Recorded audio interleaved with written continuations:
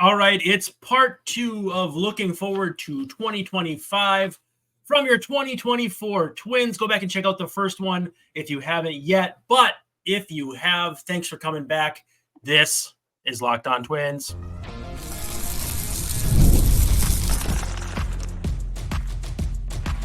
You are Locked On Twins, your daily Minnesota Twins podcast. Part of the Locked On Podcast Network, your team every day. Hey, hi, how are you? This is Locked On Twins. Welcome back. I'm your host, Brandon Warren. You can unfollow me on the tweets at Brandon_WARNE. Thank you for making Locked On Twins your first listen every day. We're free and available wherever you get your podcasts, as well as on the YouTubes. And of course, we're part of the Locked On Podcast Network, which is your team every day. As always, we love hanging out with you in the YouTube comments. Make sure you like and subscribe. Love to hear from you in the chat. And joined, as always, by Mr. Dave Brown. You have read his baseball writing all over the place, hopefully, since the late 90s. He's been in the BBWAA since 2012. And he got to vote for Joe Mauer for the Hall of Fame this last year.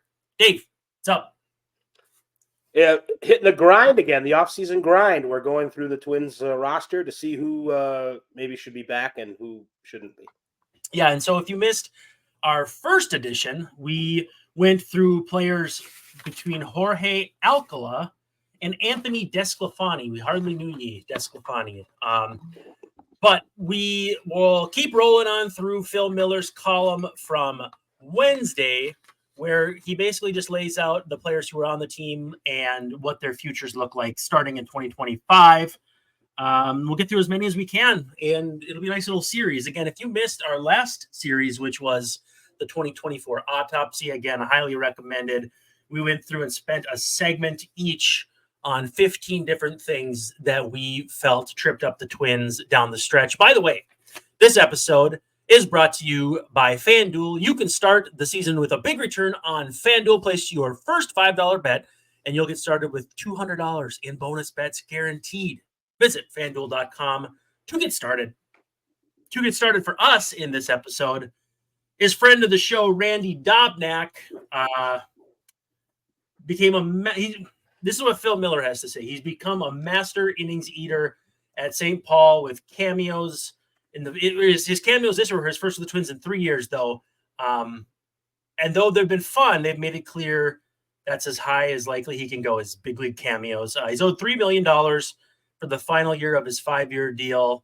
So Phil's 2025 outlook is another 30 starts for the Saints at $100,000 each. Not a bad way to spend a summer. There are people who have pointed at that contract that was handed out as, that's a, terrible, terrible contract. How could you ever do an extension like that? And honestly, I think the total guarantee is like $9 million. Surely the options, if they'd been exercised to get it into that $20 million range or whatever it was, change things. But in general, I don't know. They did well by a guy who's one of the best stories coming through indie ball in many, many years in this organization. And honestly, getting to know him a little bit too, I'm more than happy for him. Well, it's good every once in a while, and it's really only every once in a while when a ball player who comes up the way Dobnak did makes any kind of success at a major league level, and for that to be guaranteed, good for him. He's put in a lot of hard work. In the end, beyond the first couple of seasons, it hasn't really worked out as far as the Twins go. But this was a guy that people were like, "Hey, he's the guy that drives the Uber in spring training to make ends meet," and he doesn't have to do that anymore. As long as he's smart with his money, and I think that's good. I think it's worth noting, certainly, when players have to get second jobs, but Major League Baseball player or minor league baseball player, actually, that should be your one and only job. And for 99% of them, that's not the case. They're going to have to do something else with their life, and there's just not enough time in the day to do all that. So good for Randy to be the rare one in a million. Yeah, it's like that commercial. Was it 99% of all Division I athletes go pro in something other than sports? He's that 1% that has made good on every opportunity and then some. And yeah, love him on the show. Who knows? Maybe we'll get him on this winter because he's so much fun to listen to.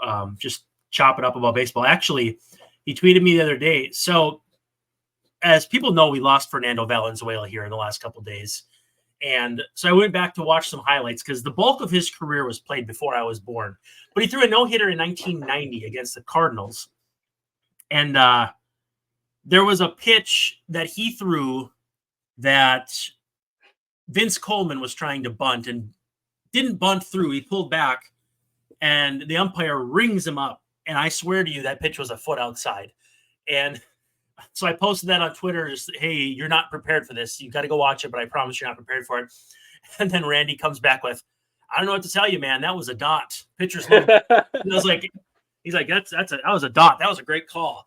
And pitchers stick together, buddy. Yeah. It's a fraternity, and Randy Dobnak to Fernando Valenzuela. It's a beautiful thing. All right. So yeah, Randy will be back, off the 40 man, but no reason to ever jump ship. It'll be interesting to see where his career goes after Minnesota. He has kind of got that. You remember Kei Agawa? Yes. Left-hander? He was the one who got shuttled back and forth, or actually just spent like a lot of time in AAA, even though he had a big league contract. And there was a story written about him that he still lived in Manhattan, but had to be like escorted to, I don't know if it was Somerset or somewhere out in Jersey to games every day. But because he had a big league contract, like he could afford to live in New York City, so he still did. And it was just like this big, long deal. Not the same kind of deal with Dobnak, but at least, similar situation. There was also that outfielder with the Red Sox that signed that huge contract that just finally was up. Rosny Castillo? Castillo, yeah. So it's always intriguing to me. Jonathan Singleton, too, getting back to the big leagues after his initial deal was up. And, Scott Kingery. There's a lot of stories like that if you are simply looking to find them. But few of them are as uplifting as Randy Dobnak's. Yeah, Singleton, that's still – he's only 29. His Dobnak, his last couple seasons haven't been his best. But he has been good enough to at least when needed, the Twins gave him a call. So, who's to say that the journey is over? It does, I would imagine, give him a certain amount of peace of mind that he has some financial stability. And, that money isn't necessarily going to last forever, depending on how you spend it. So you should keep that in mind as well. It's not like, he's got a major league pension or anything like that. So, but yeah, Singleton's a case where he's come back after, and he hasn't been a great player, but he's been good enough to play every day. Better than Jose Abreu. Yeah, right. He was good enough to play for the Astros this year where Jose Abreu wasn't anymore. So, Randy, if he keeps in shape, maybe he'll have one more chapter in that major league book. Let's hope so. Yeah, quickly before we go to break here, Daniel Duarte, 27-year-old righty who, obviously you can't make much out of 4 innings, but I remember watching him, he made the team out of spring training and, hitting 96, I don't know. I mean, that's about as good as he's ever been. And the Twins have some track record of success with guys like this, where it's like, yeah, you've been in the big leagues for a half a minute and, we'll give you a shot. And it varies from, Casey Feen. And again, not with this brain trust, but it's not uncommon to find guys like that who become good relievers. Jared Burton was another guy. Even Brock Stewart, to some respects, became a much better version of what he had been. And I think it was reasonable to think that maybe Duarte was on that path. Now, again, 4 innings. We don't know that much. As far as Phil says, likely non-tender. And if he comes back, he'll be climbing that mountain anew in spring camp, one of many surgical patients with something to prove. I'll be honest with you. If you're with a team, you throw 4 innings and they non-tender you, I feel like the odds of you coming back to them, at least with what was the initial great trade, Falvey? Tyler Mahle. getting a big league deal and everything. Him not coming back at least made sense to me. With a guy like Duarte, I feel like there's a Giovanni Moran situation or something where, yeah, we'll bring you back to rehab. We'll bring you back and then see what you got. And I think that could be the case with Duarte, who was at least quasi-interesting coming into this last season. Well, you never know what you're going to get with somebody who's, had season-ending elbow surgery. That's not, a great harbinger for things to come. But, the key with Duarte and kind of breaking through with the Twins initially was an ability to better command his fastball. And he did only have the one walk in 4 appearances. It's not much of a sample size, but it was kind of encouraging. So we'll see if he's got a good career ERA. His secondary numbers, because of all his walks, were skewed poorly. But and we'll see what kind, how he comes through elbow surgery. That's not elbow surgery. It's not what it was 20 years ago or certainly 40 years ago. But it doesn't necessarily bode well for the future. We'll see if, I would not be surprised if he came back as a non-roster guy, or maybe they'll have an injury settlement, something like that. So, but it would be nice for him if he got one more chance. He's just 30. So, well, elbow surgery is not, like my sister used to say, rocket surgery. So we'll see what happens. But, excuse me, he's not even 30, 27. He's not even 30. He's about 28. 30 is not as old as it used to be. Let's take our first break. When we come back, we'll be talking about a very, very important mainstay in the bullpen and what their future looks like. But first, some love for our sponsors. NFL fans, you can start the season with a big return on FanDuel, America's #1 sportsbook. Make sure you get that FanDuel app. When you get a hunch in the middle of the game, you can check out the stats, play-by-play, and so much more on the same page where you place your bets on the FanDuel app or FanDuel.com. They'll get you started with $200 in bonus bets guaranteed when you place your first $5 bet. Now, this show is live as the Vikings are playing, so for the benefit of Mr. Dave Brown, let's look forward to Sunday afternoon when his Bears play. They are currently favored 2.5 over the Washington Commanders, the battle of the upstarts in the NFC, -142 on the money line, and an over-under of 43.5, so about 5 points lower than the Vikings over-under was against the Rams Thursday evening. But yeah, hard not to be enthused about the starts of both of these NFC teams, and we'll see when the rubber hits the road which of these two can keep on keeping on, but keep on keeping on FanDuel. And again, you'll get $200 in bonus bets guaranteed when you place your first $5 bet. That's FanDuel.com, America's #1 sportsbook. Jhoan Duran is the next one, Mr. Dave Brown.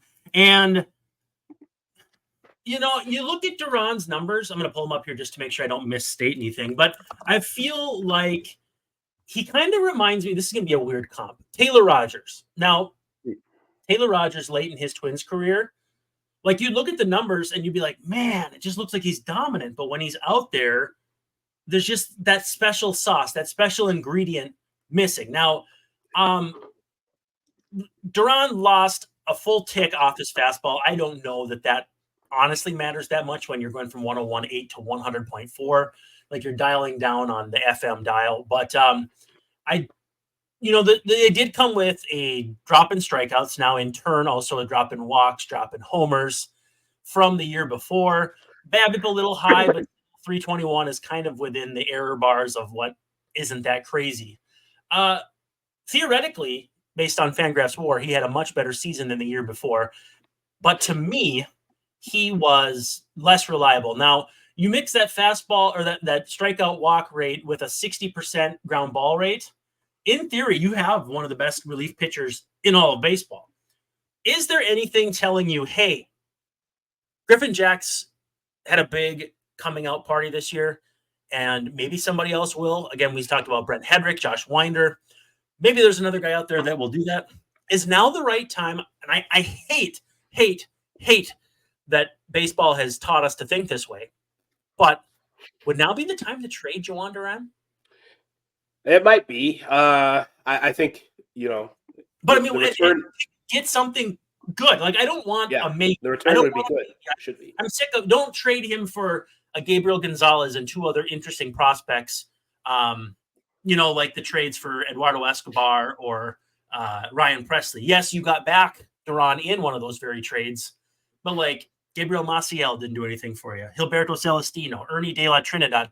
I don't want to trade him just so that he's someone else's problem if he were to fall apart. I want to get where do the Twins need an answer? Probably first base. And even then, it's not like you're going to get Vinny Pasquantino or anything. You know what I mean? Like first base for a reliever, it might be hard to make a trade like that. But if you could get a guy with multiple years of control who you think might still have their best version in them, whether it's as a starter or hitter, I mean, I'd be willing to listen to a list of those names and say yes, no, individually. Right-handed power hitter somewhere, be it first base. Okay, how about this for a name? Spencer Steer. Just a hypothetical, because it's the first name that came to mind. You trolling now. Do you know Spencer Steers neutralized his numbers and he was league average. Now, and he can't feel anywhere. No, he might be able to. He might be able to field at first base. I don't know. Yeah. But yeah, that would be the place where he would be closest. And the Reds could use fewer infielders and more pitching. I don't know. I mean, I'm not saying that's going to happen, but they already took Emilio Pagan, so I don't know. Emilio! I think you mentioned his Babip, his batting average on balls in play. There was I saw a stat at some point. It wasn't like a complete season, but he was going through a time when it appeared that Duran was struggling, where he was super unlucky. It was like ridiculous. Yeah, like halfway through the season, 2/3 the way through the season. Yes. Kind of pronounced because the Twins were skittering. Yes. It was just kind of a bad timing. So I think if you take that stat into a smaller sample, which is dangerous. Yeah. When it seemed like he was struggling at the most, he was his most unlucky. I will say that there were times when I would watch Duran pitch, and I would think, location not great, the pitch call not great. Either he missed or I didn't like how they were going about pitching the hitter in particular. Now, my experience hitting a baseball with any note actually never happened. So, I mean, I did play Little League Baseball, so I'm not a professional pitcher or a hitter in any sense. But I feel like given another season, he's going to look a little bit more like he did 2 years ago than last year. That said, you might be able to get something for him significant. So, and I would not be in favor of restocking the farm system or, as you said, adding more decent prospects.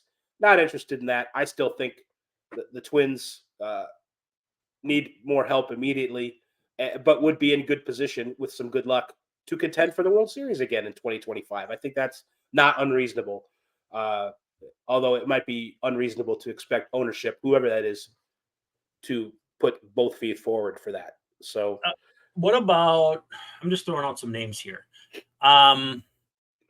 Luke Raley, if he was right-handed, might make some sense. One-time twin.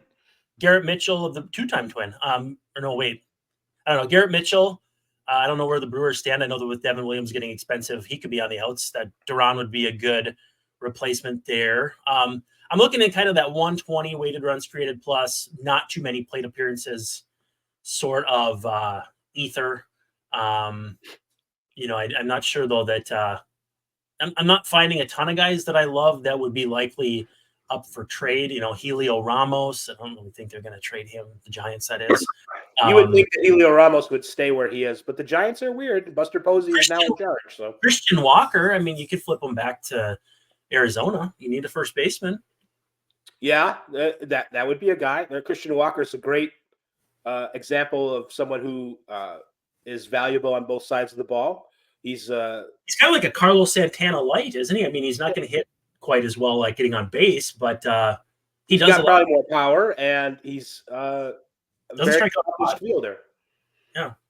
Yeah, that would be, but you'd get older there. I would rather that they signed Paul Goldschmidt myself and not commit resources to a trade, but that'll Well, cost you $20 million plus. So and I think one whole segment on Duran was fair. We've got a couple more guys to look at when we come back down around the bend, but let's take our final break and wrap it up with a couple of young pitchers, one righty and one lefty. PrizePicks is America's #1 daily fantasy sports app and has over 5 million active members. It's the easiest and most exciting way to get in on DFS because unlike the other apps, it's just you and the numbers, just the two of you in the room. You pick more than or less than on 2 to 6 player stat projections and watch the winnings roll in. You get to basically pick your own customizable experience between sports, between all different sorts of risk tolerance. You want to go risky, the multipliers are higher, but the risk is higher, obviously. And you can mix and match. You got a couple that you feel are safe. You got a couple that you feel are risky. That's about as customizable of an experience as you can get in daily fantasy sports. Again, cannot speak highly, any more highly than I am right now of the PrizePicks app and the community around it. You can play along celebrities like Drewski, Joe Budden, Sugar Sean O'Malley, all people I definitely have heard of.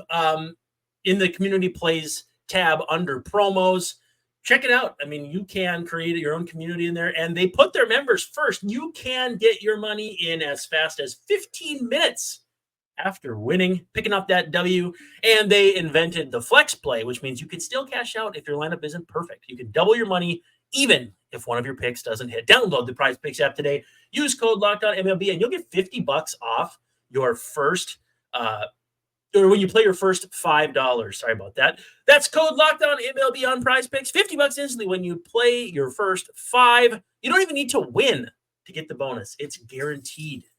PrizePicks. Run your game. You know, low-key, I was extremely impressed with how David Festa finished his season. And all things being the same, like if they wanted to sign a starter who may or may not be guaranteed to do anything for you, with Festa being kind of like the contingency plan in the rotation. By the way, you're muted, Dave. For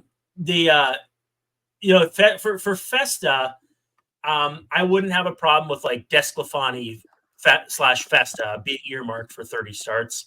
Desclafani is just a name I'm throwing out there because in our first episode, we broke him down. Well, he got broke down and then we broke him down. It's a long sordid story, but I would like to earmark 20 plus starts for David Festa in 2025. I can't believe 2025 is next year already. I keep tripping up over that too. But what say you?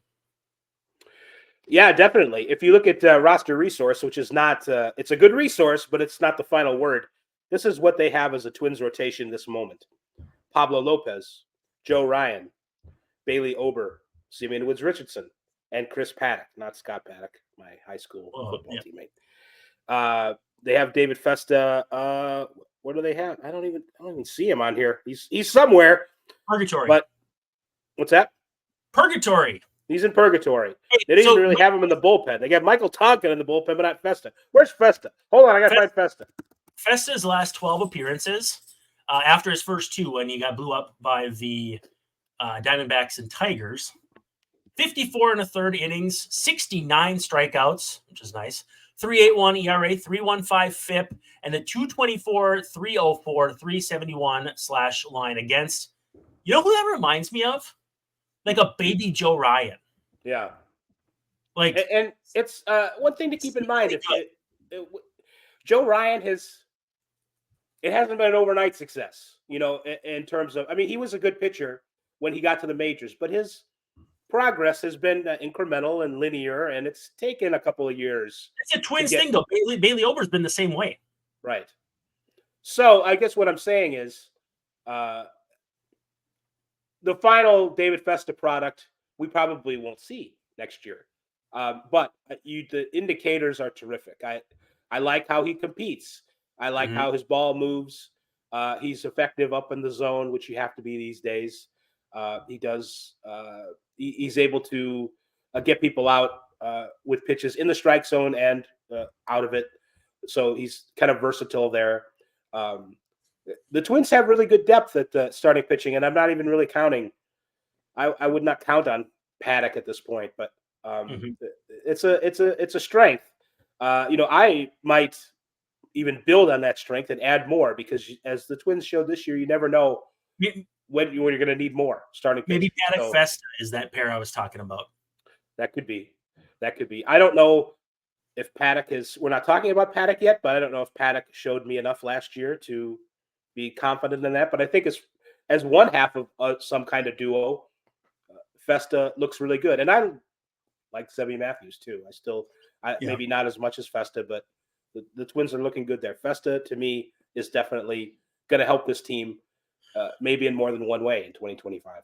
So between the trio of Festa, SWR, and Zebby, like, is that the order of how you'd power rank them, the innings that they'll throw this year, so on and so forth? Like, Festa to me is clear head and shoulders above, but SWR showed me something in terms of durability, in terms of taking the ball every fifth day, which they didn't ask Festa to do. Most of his appearances were in the second half. So I don't know. I mean, I think Festa's better than SWR. I think he's got a better future, but there is always that second look that Festa has not necessarily had that SWR has kind of dipped his toes in.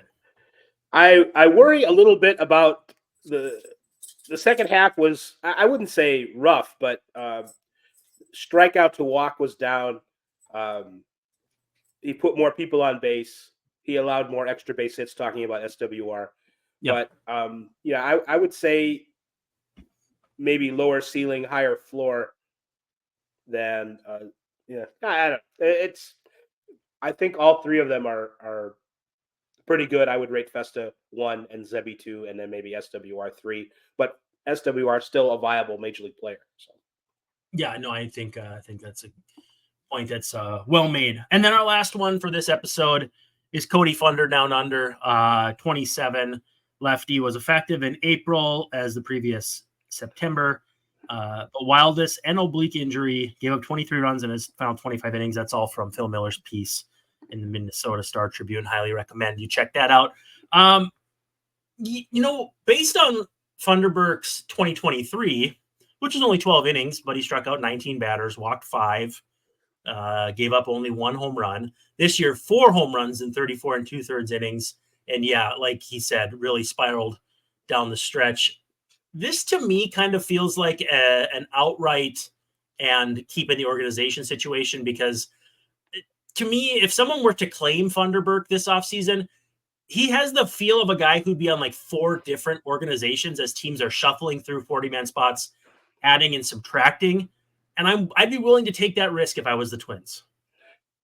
I think I'd like to know, his numbers at AAA were not anything special either. So it was not just a case of him getting beat up at the major league level. I'd like to know, why that was. Take it maybe a little bit of a closer look at velocity and movement and things of that nature. I would say this: the Twins had Funderburk. They used him to their detriment. Really, it's like they felt like, well, we got to have some lefties in the bullpen, and he's one of them. And it just never worked. At some point, you got to go with the 12 or 13 or 18 best relievers in your team, and he wasn't one of those last year. So he's going to have to bounce back from what was a disappointing season overall, not just as a major league player, but minor league stuff. The results weren't there either.